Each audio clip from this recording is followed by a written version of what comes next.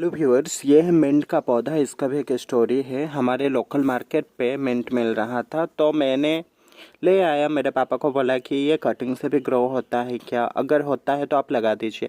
फिर मेरा पापा इसका कटिंग को लगा दिए थे और अभी आप देख सकते हो मिंट इतना अच्छा से ग्रो हुआ है। बहुत अच्छा स्मेल, फ्रेश फ्रेश स्मेल दे रहा है और हम लोग इसका चटनी बना के भी खा चुके हैं। बहुत अच्छा लगता है और इजी टू मेंटेनिंग है, बहुत अच्छा लगता है। पुदीना का पत्ता भी वर्ड्स मुझे बहुत पसंद, बचपन से पुदीना का पत्ता को लेके कुछ है पता नहीं, क्योंकि जब हम लोग छोटे थे पुदीना रिलेटेड बहुत सारे टीवी में एडवर्टाइज देता था, तो पुदीना के पत्ते देख के मुझे बहुत अच्छा लगता है।